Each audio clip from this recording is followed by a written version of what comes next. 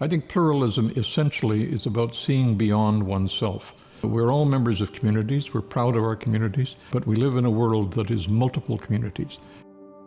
Pluralism is a state of mind that causes you to look beyond yourself. That's simply a recipe for living in this modern world.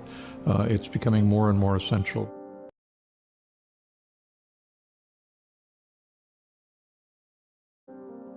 Pluralism is what will bind us together and help us maintain our diversity and our communities in the face of this rising wave of autocracy.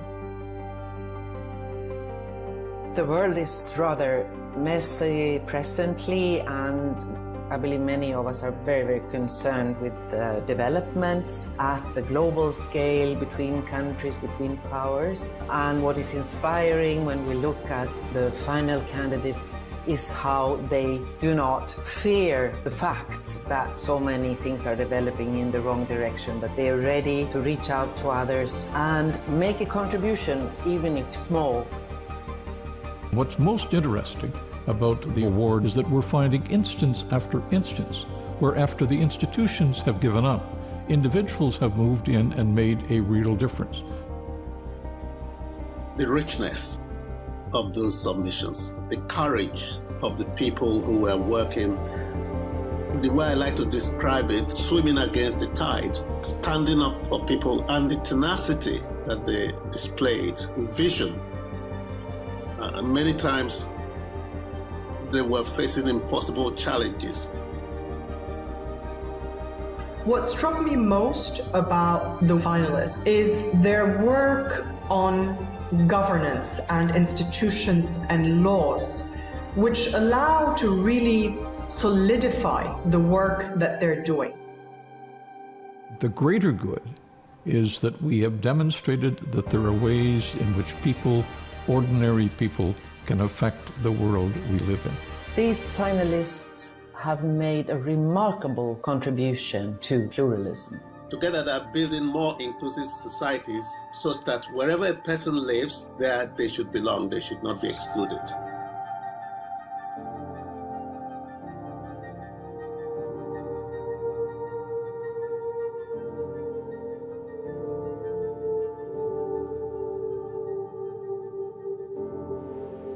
Your Highness, Excellencies, friends, I'm delighted to welcome you on behalf of His Highness the Aga Khan and the Board of Directors of the Global Center for Pluralism to the 3rd Biennial Global Pluralism Award ceremony.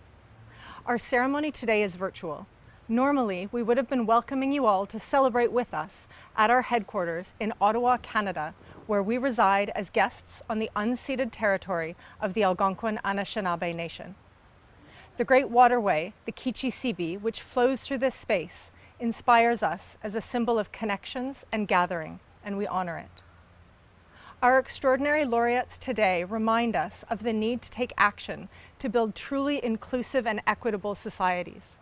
This cannot happen in Canada or around the world without respecting Indigenous knowledge and including Indigenous voices. Le Centre mondial du pluralisme est fondé par Son Altesse l'Aga Khan et le gouvernement du Canada. Le Centre travaille avec des leaders politiques, des éducateurs et des bâtisseurs communautaires du monde entier pour amplifier et mettre en œuvre le pouvoir transformateur du pluralisme. While pluralism has the potential to transform our societies, pluralism is also under threat around the world. Amidst these troubling trends, supporting pluralism champions has never been more important. This award cycle has been profoundly different. We launched nominations during COVID, deliberated in the pandemic, and this is the first time we have not been able to gather for an in-person ceremony. Amidst this pandemic, which has amplified existing inequalities around the world, the awardees have persevered in hugely challenging contexts in the pursuit of more just, equitable, and peaceful societies. And so today we come together to announce our 3 winners and 7 honorable mention recipients, and to celebrate and honor their achievements. The 2021 Global Pluralism Awardees offer tangible, innovative, and inspiring examples of pluralism in action. There are so many words to describe the awardees. Their courage, resilience, and creativity inspire us. But importantly, they remind us that positive change is possible. They remind us that divisions can be overcome. They remind us that ordinary people making extraordinary commitments to address exclusion and marginalization, whether in a hair salon, an elementary school classroom, or a refugee camp, can really make a difference. Our winners today were selected from nearly 500 submissions across 70 countries. This process would not happen without the dedication and commitment of our exceptional international jury, chaired by the Right Honourable Joe Clark. Distinguished guests and friends, thank you for joining us to celebrate these outstanding champions of pluralism. We hope that their examples will inspire you in your efforts towards pluralism in all of your societies. So now, to announce and introduce the 3 winners of the 2021 Global Pluralism Award, I'm pleased to be joined virtually by 3 members of the Global Center for Pluralism's Board of Directors. Princess Zahra Aga Khan joins us from Geneva. The Right Honourable Adrienne Clarkson is joining us from Treaty 13 territory in Toronto, and Dr. James Mwangi is joining us from Nairobi. They will each speak about one of our winners and virtually confer the award, followed by a short film and remarks from each of our winners. To start us off, we will go now to Princess Zahra to present the first award. Your Excellencies, Secretary General, distinguished guests, on behalf of His Highness the Aga Khan and the entire board of the Global Center for Pluralism, it's my great pleasure to announce the first winner of the 2021 Global Pluralism Award. Hand in Hand, Center for Jewish Arab Education in Israel. Hand in Hand is recognized for their commitment to building equality and understanding between Jewish and Arab students, families, and communities through a network of bilingual and integrated schools across Israel. Education plays a fundamental role in fostering pluralism and building societies where diversity is valued. It has the capacity to facilitate meaningful dialogue, shape attitudes and behaviors, and prepare the next generation to encounter difference with openness and respect. In Hand schools, Hebrew and Arabic languages have equal status, as do both cultures and national narratives. With over 2,000 students from preschool up to the 12th grade, and supported by a community of active citizens and parents who come together in solidarity and dialogue, Hand in Hand is working to build a shared, inclusive society. Through a distinctive approach to education and community building, Hand in Hand is creating systemic change by cultivating relationships of trust and equality that empower citizens to live together in dignity and mutual understanding. Their work will now be presented in a short film. Congratulations to Hand in Hand.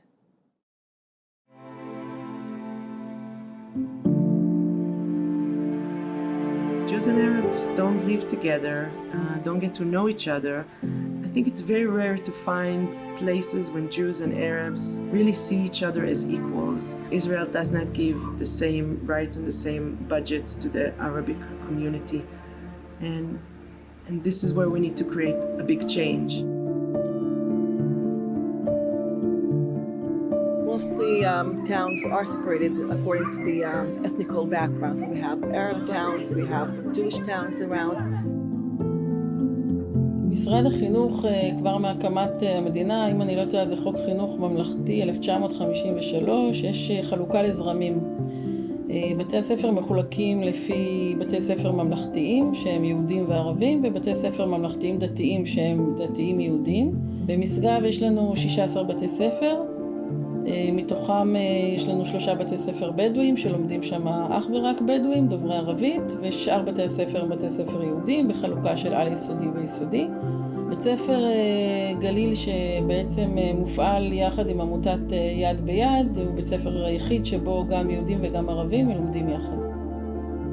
I think that children are taught the idea that differences can divide us. And I think that this school teaches the children from a young age that people are equal and people need to live in peace. Both of my parents are Arab. Yeah, we speak mainly Arabic, but our parents insisted that we know both English and Hebrew so we can have a good and strong base to grow up in this country. most of people in this country know about the other side from what they heard about the other side. In a home that speaks only Arabic, they probably watch only news that are in Arabic and articles that are only in Arabic. And in homes that speak Hebrew, same. But we learn to get along because we know that there are many things beyond me being a Palestinian and my classmate being Zionist. And we're challenging the system. We're challenging the policy in Israel. We're challenging the public educational system here in Israel by creating schools which are bilingual. We study and teach in both languages. They're multicultural. All cultures of the families of the students who are in the school are equally part of the school. We try and create a staff that's half Arab, half Jewish, same the students. So everything we're doing is bringing together the people, bridging between the different streams and doing it on an equal basis. And that's very important in what we're doing that's based on equality. التواجد مع الطلاب مع بعض باختلافاتهم في ثقافتهم في دياناتهم في لبسهم في شكلهم في اللغات اللي بيحكوها مع بعض بتعطيك هون لما انت بتكون مع بعض بتعطيك فرصة وبتعطيك كمان شعور انه انا لازم اكون انسان في عندي نوع من التسامح مع هاي اللغة، في عندي صبر اني انا اسمع لغات اخرى وحتى لو انا مش فاهمها. كثير صعب لما انت بتكون تحكي شغلي وانا قاعده هنا زي الاطرش بالزفه، كثير صعب انه انا مش فاهمه عليك. فهون الطلاب كمان بنموا او بربوا على الاصغاء، اني انا اصغي لغيرهم. This is what our school does. It creates the ability to work toward this direction from very, very young age. I think our children are wired differently in their heads. They have role models, teachers that are both Palestinians and Israelis from a very young age. It creates something else. It's very hard changing adults. That for them, it's natural. It's very, very natural to have an Arabic kindergarten teacher or a Jewish first grade teacher. And that's something that gives us a lot of hope to the future and very, very important in the Israeli society. When we talk about the impact Hand in Hand has beyond the school borders, we talk a lot about our parents and our alumni, because these are the people who are taking this message out of the school borders. And parents who grew up, like I grew up here in Israel, in the separate system, suddenly discover the beauty of pluralism and diversity and having different cultures part of their lives. It's all about taking ownership, responsibility, and really getting the tools to impact society. At the end of the day, I'd like my students to be not only aware, but feeling capable to affect our reality. Going to the school actually helped me from the education point of view. I feel like we always talk about the political side, but also this is a great educational school. We're taught 3 languages, and we're fluent in all 3 languages, and that's a huge advantage when you go into university. In my second year of university, I joined the mentoring program where you guide first-year students in their first academic year. So because I'm an Arab, they gave me an Arab group of students, which may seem natural to a lot of people, but it didn't seem natural to me. My friend was actually in charge of the program, so I went up to her and asked her if I can get a mixed group of Arab and Jewish students. She told me it was never done before and she didn't know what the consequences may be, so I told her, like, start now, like, it wouldn't hurt you just to try it out. So then I did get 50-50 Arab and Jewish students, and they did perfectly, also education-wise and socially. They became friends, lab members, they studied together, went out together, and to me that was something that meant a lot. אני חושבת שפשוט להסתובב במרחב בירושלים ולדעת את השפה ולהיות יכולה לפנות לאנשים בשפתם, שזה באמת מינימום הכבוד שאפשר לתת לבן אדם, מאפשר לי גם לפחד הרבה פחות וגם לדבר עם, כאילו לא יודעת, אני מרגישה שכזה זה איזשהו עוד נדבך שאני רואה של המציאות שאנשים אחרים שלא מדברים את השפה הערבית לא יכולים לראות.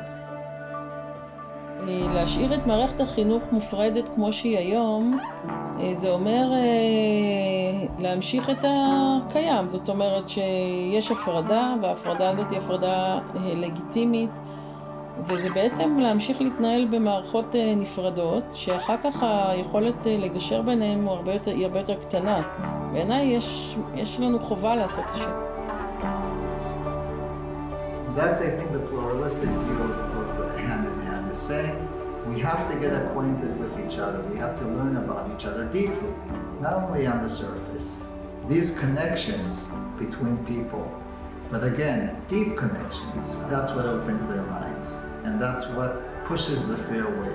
We want to be a beacon for the educational system in Israel and for society in Israel to learn how shared society works. People come day to day, live together, study together, celebrate together their different holidays, learn about each other, share their narratives, share their music, share their art, celebrate that diversity in a very pluralistic way, very open and pluralistic way for everybody.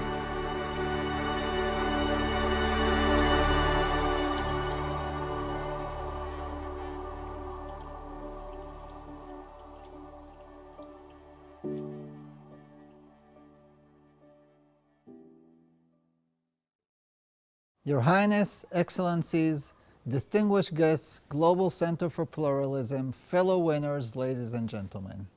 We are so grateful to accept this award on behalf of all of the educators, students, and families at Hand in Hand. 20 years ago, I was a young parent looking for a school for my daughters.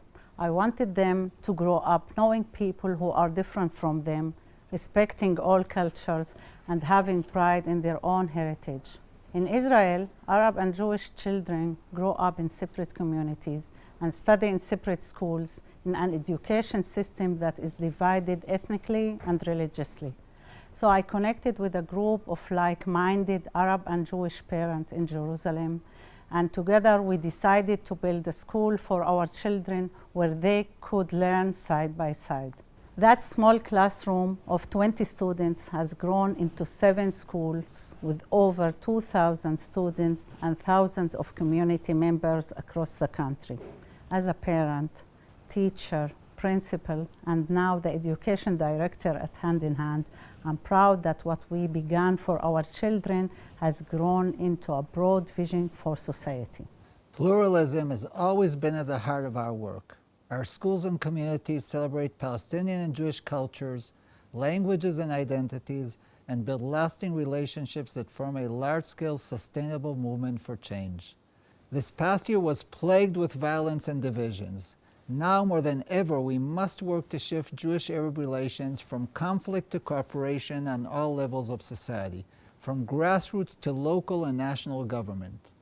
With each new student, school, community, and partner, we are sending out ripples of change that lay strong foundations for an equal, pluralistic society for Jews and Arabs where everyone fully belongs. Thank you. We are honored to join this group of change makers who are leading our pained world closer to understanding, justice, and peace. Your Highness, Excellencies, friends of the Global Center for Pluralism. I'm so pleased to be speaking to you today on behalf of the Global Center for Pluralism's Board of Directors. I would like to take a moment, though, first to acknowledge that I'm in Toronto in the Dish with One Spoon territory. The Dish with One Spoon is a treaty between the Anishinaabe, the Mississaugas, and the Haudenosaunee that bound them to share the territory and protect the land. And subsequent Indigenous nations and peoples, Europeans, and all newcomers have been invited into this treaty in the spirit of peace, friendship, and respect. And it is now my privilege to announce the next winner of the 2021 Global Pluralism Award, Namati Kenya. Namati Kenya is recognized for their commitment to promoting inclusive citizenship and legal empowerment for marginalized communities in Kenya. And since 2013, they've supported more than 12,000 Kenyans in efforts to obtain national identification documents.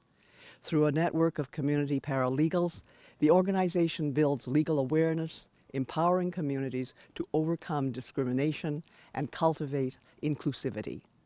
Belonging is the goal of pluralism, and belonging is at the heart of Namati Kenya's work.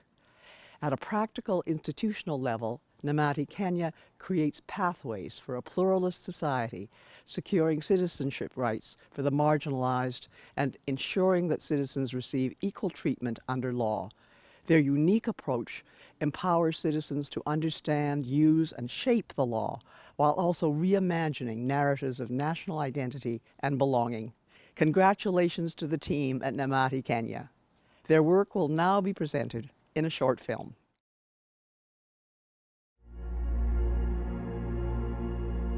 Injustice anywhere is injustice everywhere. When one person is being discriminated, one day you might be that person. We work with communities that have for ages been marginalized, that have not felt as Kenyan citizens, that feel like they are second-class citizens. Access to documentation is key in Kenya.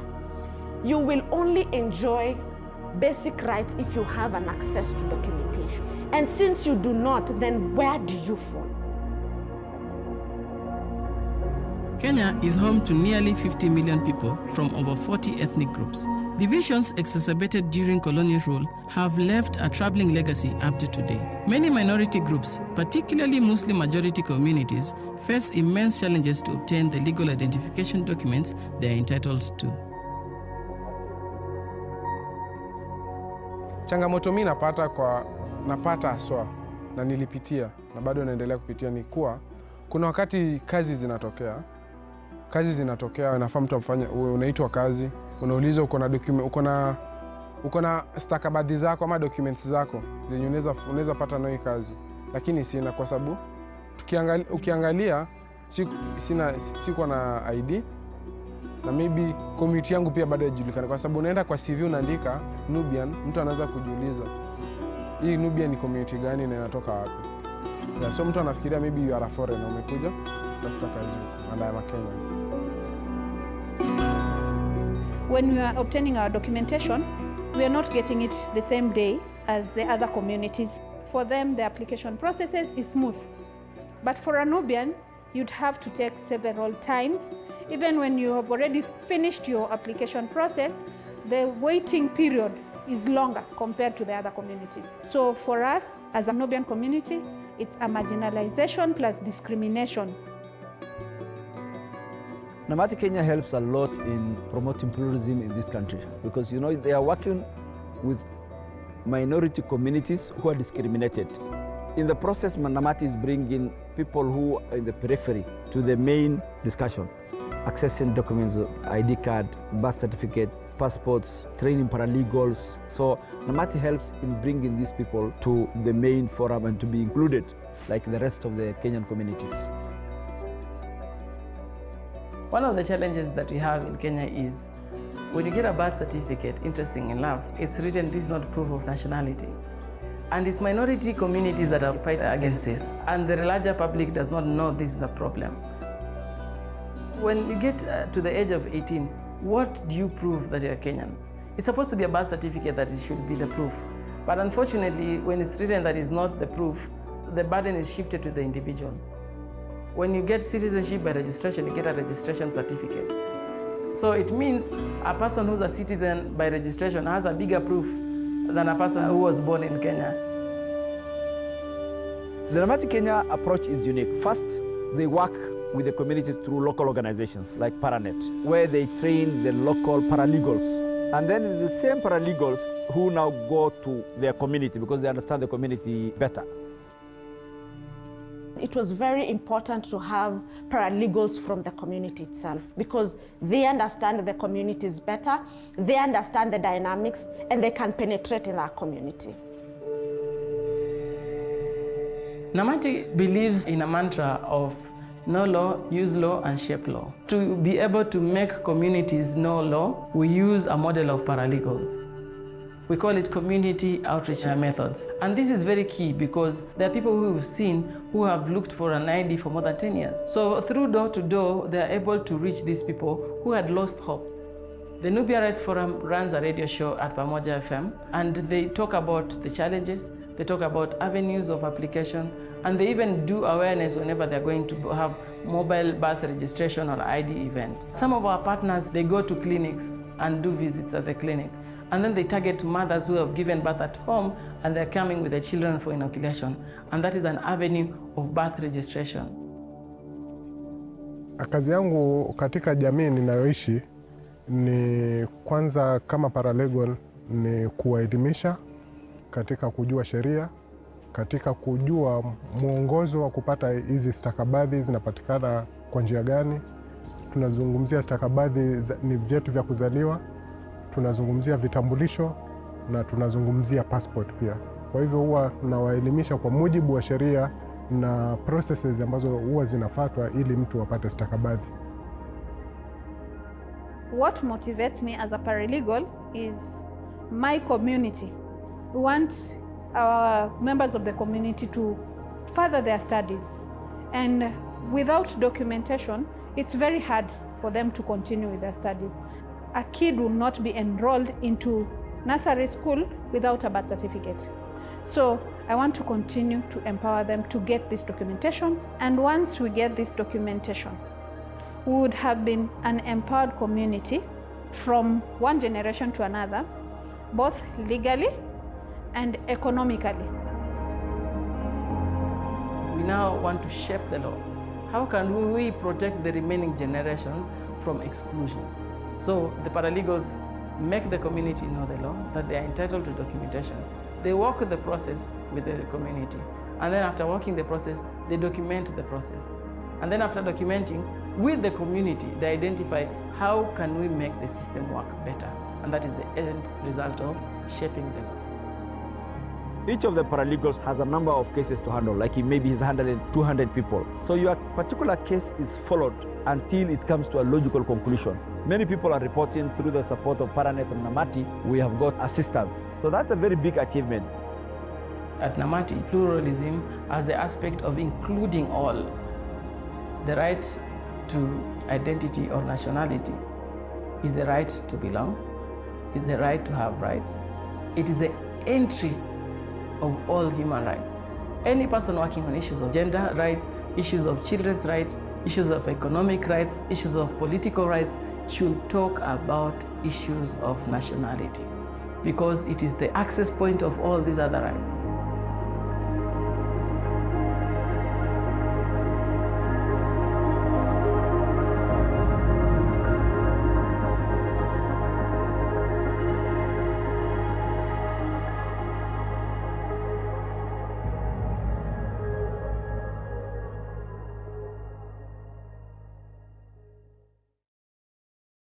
Your Highness, Excellencies, my fellow awardees, ladies and gentlemen, I want to start with a heartfelt thank you to the Global Center for Pluralism, the jury, and all those that made this award possible.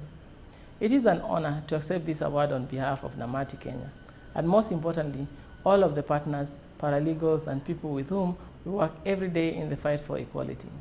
Namati focuses on legal empowerment, the process of knowing, using and shaping the law to tackle injustice and to promote an inclusive, pluralistic society. Here in Kenya, Namati and our partners work to promote access to one of the most fundamental aspects of one's identity, citizenship rights. We are building a movement of Kenyan citizens who have been subjected to discrimination when trying to access their basic rights, like a birth certificate or an ID card, and all the rights, services, and opportunities that these documents unlock. I myself am from the Nubian community, an ethnic minority group that has been struggling to realize full rights as citizens for decades.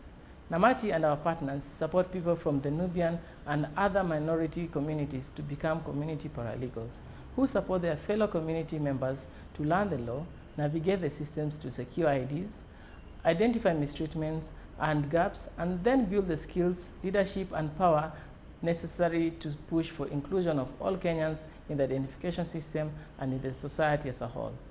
We are driven forward by the urgency to create change and by the impacts we see emerging, like a mother from a minority ethnic community saying she feels truly Kenyan after finishing a year struggle to secure her ID card. Youth who are able to mobilize their peers to get involved in policy processes informed by their own experiences, and growing number of allies among the Kenyan public and within the ranks of government who are joining in the call for belonging. Being recognized as a winner of the Global Pluralism Award for this work is a true honor. It is a testament to the idea that everyone, even those who have long been at the margins, can be an agent of change in creating a pluralistic society. We thank you again for this award. We congratulate the other award winners and honorable mention recipients, and we look forward to continuing to promote pluralism and inclusion in Kenya and around the world. Thank you. Your Highness, Excellencies, distinguished guests, on behalf of the Board of Directors of the Global Center for Pluralism, I am honored to announce the third winner of the 2021 Global Pluralism Award, Ms. Pooja Kapai of Hong Kong. An Associate Professor of Law and convener of the Women's Studies Research Center at the University of Hong Kong, Pooja is recognized for her commitment to addressing structures of inequality and social exclusion that impact minority communities in Hong Kong. Her research and social justice advocacy focus on the rights of historically marginalized communities in relation to gender, race, religion, sexuality, and citizenship. Pooja's intersectional approach has garnered unprecedented attention to the status of ethnic minorities in Hong Kong, contributing to legal and policy reforms that address injustices against marginalized groups and bring about equal protection for all. Her contributions to the field of pluralism are far-reaching, relevant, and impactful across multiple sectors and spheres of society. Her work on minority rights in Hong Kong is also of immense value to the international community, providing roadmaps for global initiatives that celebrate diversity and protect human rights. As an educator, researcher, and community member, she is known for her dedicated and principled pursuit of the elimination of discrimination, embodying the values of pluralism in her work and in her life. Her work will now be presented in a short film. Congratulations, Pooja.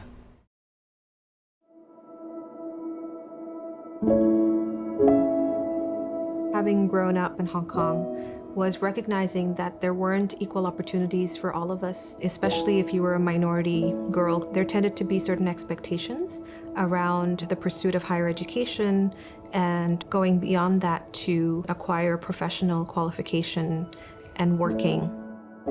Being a minority really drove home how you don't have the same access to resources and networks that many of my peers did. There's not just one issue that is facing the ethnic minority community here in Hong Kong. I think there are lots of interlocking issues. And this is one of the things that Pooja sees most clearly, is how are ethnic minorities in Hong Kong facing these interlocking sets of issues.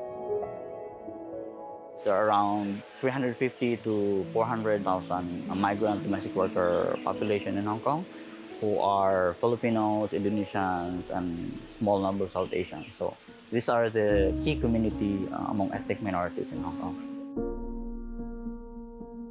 I would say the main issues facing ethnic minorities in Hong Kong is racial discrimination, the language barrier, and also an inequitable education system. Before 2014, not every school is open to admitting ethnic minority students, and there were just a handful of 30 to 40 primary and secondary schools among about 900 schools in Hong Kong that would take ethnic minority students. So we can see the student population there will be like, some of them are 99% non-Chinese students, and so there's a real segregation.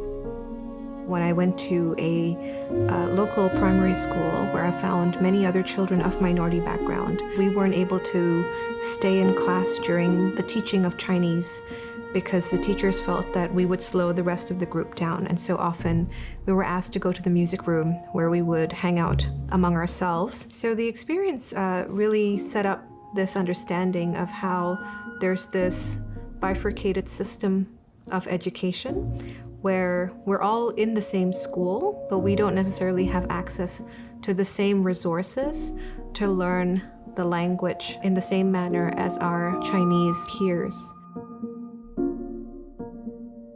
Ethnic minorities in Hong Kong faces multiple challenges when it comes to integration and inclusion. So especially the permanent residents who are non-Chinese speaking population. Not so many Filipinos had this opportunity to become professionals in Hong Kong. And I worry that what would happen also to my kids. Pooja has worked very hard towards desegregating the education system in Hong Kong. At Unison, she brings light to the different ideas of desegregation, and so our policy researchers actually focus on how to desegregate the system and also brings out the seriousness of the problem to the government. Pooja would actually go meet with the government officials, talk to them about the seriousness of the problems, and then think of a solution to desegregate. The government's response was that we have not instituted this policy with a view to discrimination, but rather as a positive measure to enhance the chances of children being able to acquire Chinese. It soon became very clear that these schools were hotbeds for creating an entire underclass of young people who would not have the necessary skills to be able to enter the employment market. So I worked together with community partners, especially Hong Kong Unison, to advocate for the segregated schooling in Hong Kong. After 2014, due to Unison's also policy advocacy, the system has changed, and now even a school with one student would get funding from the government to support the student to learn Chinese. And so now I think minority students are kind of distributed in different schools, but they're still not evenly distributed. Pooja's work focuses on Hong Kongers in all their diversity, in all their plurality. And one of the goals of her work is to help us see that diversity in the clearest way possible. So when Pooja is working on her report on the status of ethnic minorities, she's trying to make visible how the law falls short in protecting people who are the most marginalized in Hong Kong. I've seen her work with ethnic minority populations. I've seen her work around diversity and inclusion, gender activism, sexual minorities, domestic workers, children's rights, law and activism, and intersectionality. That's a word that we throw around a lot, but her research is truly intersectional. But I think for me, one of the most meaningful experiences has been watching her with students in our classes and her being able to share her own experiences as a mother, as a professional, as a scholar, and an activist. Pooja Kapai is a child of Hong Kong. She is one of our own. She came through the Hong Kong education system. She came through HKU. And for our students at HKU, and especially our ethnic minority female students, her presence on the law faculty, her loud voice of advocacy has always meant so much to them that by her speaking out, they also feel seen. Herself is a symbol, like something that she has achieved can also be achieved by other ethnic minorities. So she, in fact, is a source of motivation and inspiration among ethnic minorities, especially the youth. I love the name of this award, the Global Pluralism Award, because that's how I would describe her career. She is not one thing. She really does contain multitudes. Her research changes behaviors, changes policies, but I think what's interesting is the activism, the policy work, the research, the teaching all come together quite seamlessly. She makes it look much easier than it is. The significance of this award is the light that it shines on the pertinence of these issues and how important it is for all of us to see that we each play a fundamental role in addressing exclusion.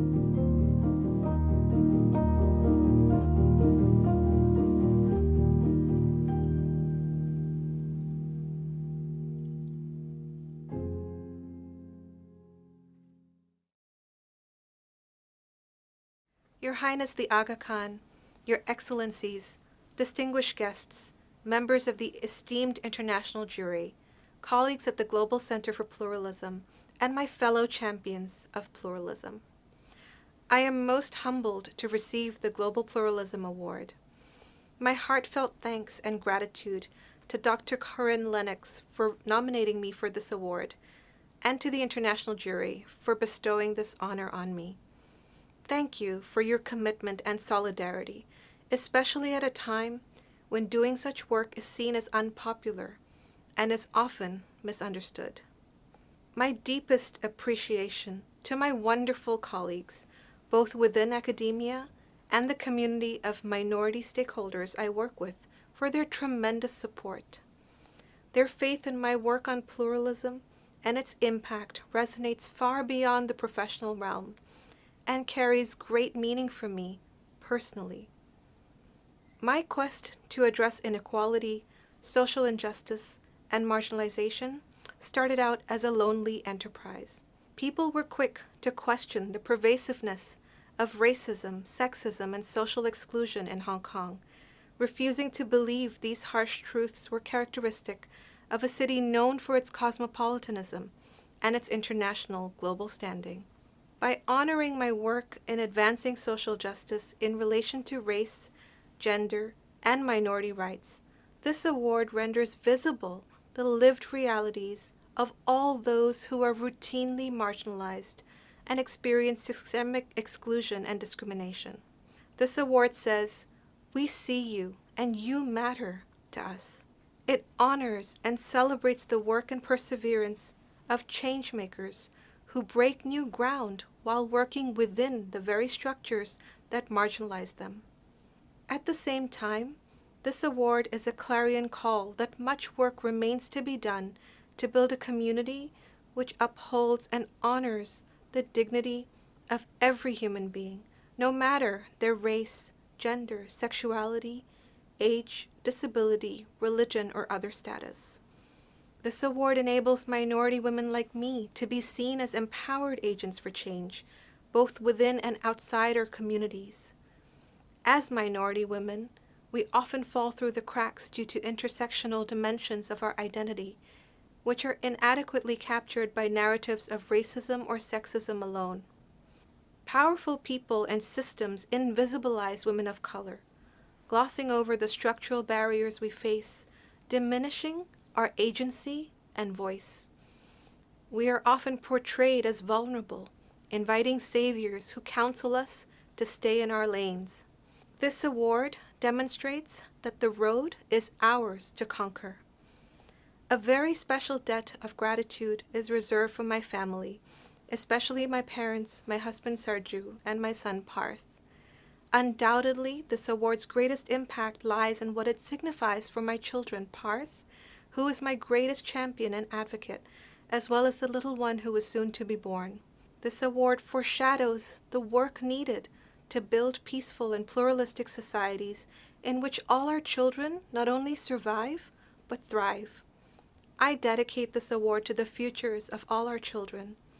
May our efforts to advance pluralism going forward lay the foundation for a world that is free from hatred, division, and exclusion, and ring in an era of kindness, justice, and inclusion for all. Thank you. Congratulations once again to our 2021 Global Pluralism Award winners. Each of our winners will receive a grant of 50,000 Canadian dollars to support their important work advancing pluralism in their own context. They will also receive a commemorative sculpture designed by renowned German artist, the late Karl Schlemminger. I invite you to visit our awards website to learn more about the symbolism of this beautiful piece. The candidates for this award each year are truly amazing, and we have such a rich array of initiatives and individuals. I'm therefore very pleased now to introduce you to the 7 honorable mention recipients of the Global Pluralism Award. All Out is a global LGBT+ movement that uses the power of digital organizing to create a world where nobody has to sacrifice their family, freedom, safety, or dignity because of who they are or who they love. In partnership with grassroots organizations across the world, All Out turns solidarity to action through campaigns, crowdfunding, and digital storytelling. Art Lords from Afghanistan is a grassroots collective of artivists that combine public art and street theater activism. Their work facilitates dialogue, social transformation, and trauma healing in societies around the world. Carolina Contreras is a social entrepreneur who empowers Afro-Latinas by redefining beauty standards through Miss Rizos, a movement that includes online advocacy, empowerment workshops, and curly hair salons in the Dominican Republic and the US. Community Building Mitrovica is a grassroots organization that creates safe spaces for dialogue and relationship building across ethnic lines in northern Kosovo. By gathering citizens around issues of peace building, human rights, and economic development, they build links of trust and contribute to advancing a pluralist society. Lenin Raghuvanshi is a human rights defender working to advance the rights of India's most marginalized communities. He works at the village level in northern India to strengthen local institutions, promote human rights, and build connections across the society. Rose LeMay of the Taku River Tlingit First Nation in Canada has committed her career to promoting the inclusion of Indigenous peoples in Canada. As CEO and founder of the Indigenous Reconciliation Group, she has educated and coached thousands of Canadians on cultural competence and anti-racism. Trésor Nzengu Mpaoni is a Congolese hip-hop artist and slam poet promoting greater understanding of the refugee experience through the Tumaini Festival, an international arts and music festival hosted in the Zaleka refugee camp in Malawi, where he lives. Congratulations to our honorable mention recipients. We look forward to working closely with all of the awardees throughout 2022 to continue to bring international profile to their work. It is now my great pleasure to introduce our Global Pluralism Award jury chair, the Right Honourable Joe Clark, former Prime Minister of Canada, to deliver closing remarks. Mr. Clark, we are so grateful for your leadership, guidance, and vision from the awards beginnings through the last 3 award cycles. Your vision in steering these awards can be seen in these exceptional winners today and in all of the laureates and their work since we began this journey in 2017. We are deeply indebted to you. Thank you, Meredith, for that kind introduction. Your Highness, Excellencies, my colleagues in the jury, Secretary General of the Global Center for Pluralism. It is a true privilege to serve as chair of the Global Pluralism Award jury since its inception and through 3 award cycles. The Global Pluralism Award was founded because the broad concept of pluralism is not always easily explained. It is better demonstrated than defined. The award reflects pluralism in action. A glance at the globe today reminds us of the dark sides of human behavior, which in different forms can threaten all cultures, all communities. COVID reminds us of our frailty again, but also demonstrates the spectacular capacity of our scientists and healthcare workers and others to excel in crisis. Is that capacity to excel exceptional? On the contrary, the striking diversity of these Global Pluralism Awards over 3 cycles now demonstrates that courage and compassion and accomplishment are inherent in the human condition. The challenge is to help those instincts flourish. Ces lauréats ne sont pas seulement des gagnants.